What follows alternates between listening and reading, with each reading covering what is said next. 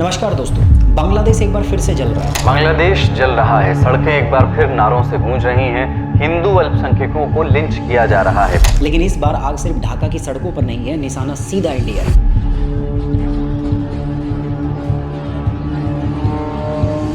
जिन सड़कों पर कुछ दिन पहले प्रो डेमोक्रेसी के नारे गूंज रहे थे, आज वही सड़कें एंटी इंडिया स्लोगन से भर गई हैं। इंडियन हाई कमीशन और असिस्टेंट हाई कमीशन को खुले में धमकियां दी जा रही है और प्रोटेस्टर ओपनली कह रहे हैं कि सिलीगुड़ी कॉरिडोर को चौक करके इंडिया को सबक सिखाया जाएगा। दोस्तों, ये वही सिलीगुड़ी कॉरिडोर है जो सिर्फ 20 किलोमीटर का पतला सा स्ट्रिप है और पूरे नॉर्थ ईस्ट इंडिया को मेनलैंड से जोड़ता है। इस पूरी कहानी का सबसे डरावना अध्याय मेमनसिंह जिले में दीपू चंद्र दास, एक हिंदू जिस पर ईश निंदा का आरोप लगाया गया। भीड़ उसे पुलिस थाने से घसीट कर बाहर लाती है, कपड़े उतारती है, पीटती है, रस्सी से लटकाती है और फिर जला देती है।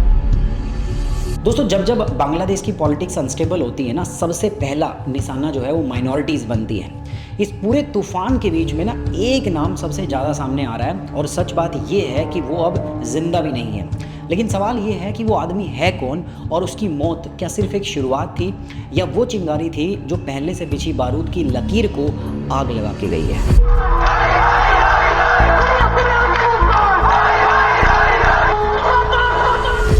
सड़कों पर आज जो आग दिख रही है ना, वो अचानक से नहीं बढ़ी। इस आग के पीछे एक नाम है जो है शरीफ Usman Hadi. Hundreds of thousands of people gather in Bangladesh's capital Dhaka to bid farewell to Sharif Usman Hadi. 32 साल का हादी बांग्लादेश के 2024 अपराइजिंग के दौरान स्टूडेंट यूथ लीडर के रूप में उभरा और इनकलाब मंच का की कन्वीनर बना। ये वही मूवमेंट था जिसने शेख हसीना को देश छोड़कर इंडिया में शरण लेने पर मजबूर कर दिया।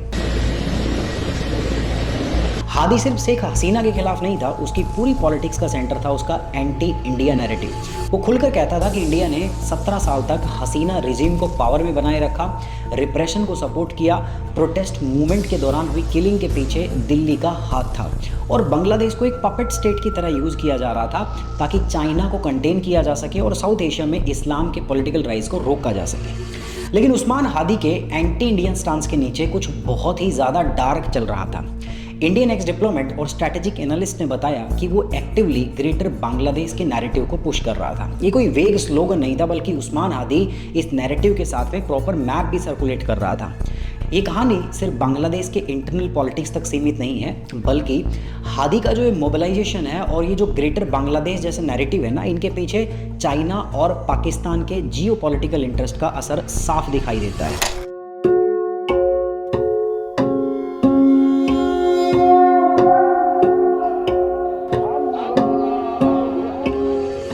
दोनों देशों का पुराना इंटरेस्ट रहा है कि बांग्लादेश को इंडिया और स्पेशली नॉर्थ ईस्ट इंडिया के खिलाफ एक प्रेशर पॉइंट बनाया जा सके।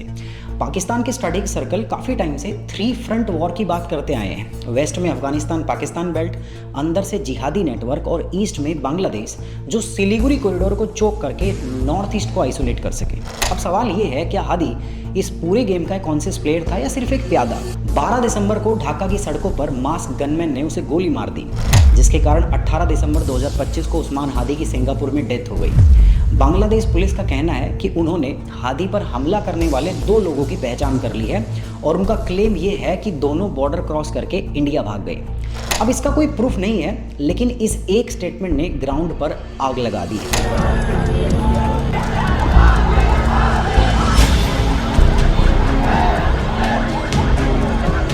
उसकी मौत को शहादत की कहानी में बदला जा रहा है, जिसे रेडिकल ग्रुप और बाहर के प्लेयर अपने फायदे के लिए इस्तेमाल कर रहे हैं। What we've witnessed in Bangladesh over the past month is being called the first revolution led by Gen Z. We've seen a mass uprising by students of Bangladesh who are angry over an unfair job system. जुलाई-अगस्त 2024 में बांग्लादेश में जो हुआ उसे जेन जी revolution कहा गया। शुरुआत होती है जॉब कोटा प्रोटेस्ट से, लेकिन बहुत जल्दी ना ये शेख हसीना के ऑथोरिटेरियन और करप्ट रूल के खिलाफ एक फुल स्केल अपराइजिंग बन जाती है। इसके बाद पुलिस फायरिंग और किलिंग जो है वो गुस्से को और भड़का देती है और लाखों की संख्या में स्टूडेंट ने सड़कों पे उतर आते हैं। 5 अगस्त 2024 को क्राउड पीएम रेजिडेंस को घेर लेता है, जिसके बाद हसीना को देश छोड़कर इंडिया भागना पड़ता है। इसके बाद एक इंटरिम गवर्नमेंट बनाई जाती है जिसमें स्टूडेंट लीडर को भी जगह मिलती है, जो बहुत अच्छी बात थी। कुछ पल के लिए ऐसा लगा कि बांग्लादेश वाकई अपनी यंग जनरेशन के हाथों में वापस आ गया है। लेकिन ये जो खुशी थी ये बहुत ज़्यादा देर तक टिकी नहीं, क्योंकि जैसे ही शेख हसीना ने देश छोड़ा, एक पुराना पैटर्न वापस से बांग्लादेश के अंदर में दिखाई देने लगा। जो सड़कें अब स्टूडेंट ने जीती थी ना, वो धीरे धीरे खाली हो गई। जमात-ए-इस्लामी और बीएनपी से जुड़े इस्लामिस्ट नेटवर्क ने इस पूरे केओस को एक मौका बना दिया और अब जब उस्मान हादी की किलिंग हुई है ना, तो उसे शहीद को इंसाफ के नैरेटिव में बदल दिया गया है। अब देखोगे ना तो स्ट्रीट की जो पॉलिटिक्स है उसका पैटर्न भी बिल्कुल शिफ्ट हो चुका है। जो गुस्सा पहले जस्टिस, अकाउंटेबिलिटी और किलिंग के जवाब के लिए था, वो अब सिस्टमेटिकली इंडिया की तरफ डाइवर्ट कर दिया गया है। जब हिंदुओं का ऊपर अटैक होता है, क्यों हर कोई आंख बंद करके रखता है, किसी का कैंडल मार्च हम लोग को दिखाई नहीं देता। अब इसी तूफान के बीच में मेमन सिंह के भालुका एरिया से एक और दिन दहलाने वाली घटना सामने आती है। दीपू चंद्र दास, एक हिंदू मजदूर जो गारमेंट फैक्ट्री के बाहर काम करता था, सिर्फ एक अफवाह की वजह से भीड़ के हाथों मारा गया। उस पर इल्ज़ाम लगा कि उसने इस्लाम के खिलाफ कुछ उल्टा सीधा कहा था। भीड़ ने इस बात पर उसे पहले खूब पीटा और पीट कर मार दिया। फिर उसकी लाश को पेड़ से लटकाकर उसमें आग लगा दी और इन सब का वीडियो बनाकर खूब ज़ोर ज़ोर से नारे लगाए। बांग्लादेश की काउंटर टेररिज्म फोर्स आरएबी का कहना है कि कोई भी ऐसा एविडेंस नहीं मिला जो ये बात को प्रूव कर सके कि दीपू दास ने इस्लाम की इंसल्ट की थी। मतलब एक झूठी अफवाह बिना प्रूफ एक आदमी की जान लेने के लिए काफ़ी है। बांग्लादेश की माइनॉरिटी, खासकर हिंदू कम्युनिटी के लिए ये कहानी नई नहीं है। ये सीन उन्होंने पहले भी कई बार उन्होंने देखा है। Bangladesh Hindu, Buddhist, Christian unity council जैसे राइट ग्रुप बार बार इस चीज़ को डॉक्यूमेंट कर चुके हैं कि जब भी बांग्लादेश के अंदर में पॉलिटिकल इंस्टेबिलिटी होती है, चाहे वो अर्ली 2000 का टाइम हो जिसमें बीएनपी और जमात का दौर था, या फिर 2024 का पोस्ट हसीना केओस हो, अक्सर हिंदू घर, दुकानें और मंदिरों पर टारगेटेड अटैक होते आए हैं। इन घटनाओं के कारण Bangladeshi Hindu family quietly India के बॉर्डर स्टेट की तरफ निकल जाते हैं, जिसके बाद ये सिर्फ बांग्लादेश का इशू नहीं रहता बल्कि इंडिया के लिए भी डेमोग्राफिक एंजाइटी और पॉलिटिकल पोलराइजेशन का कारण बन जाता है। अब इंडिया इस मुद्दे पर बात करे और उससे पहले ही बांग्लादेश उल्टा इंडिया को अल्टीमेटम देने लगता है कि अगर इंडिया बांग्लादेश में हिंदू माइनॉरिटी पर हो रहे वायलेंस को इंटरनेशनल प्लेटफॉर्म पर ले जाता है तो बांग्लादेश भी इंडिया में मुस्लिम माइनॉरिटी के इशू को ग्लोबल मुद्दा बना देगा।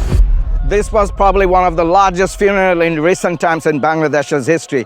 People from all walks of life, tens of thousands gathered here in Manik Mia Avenue in front of the National Parliament.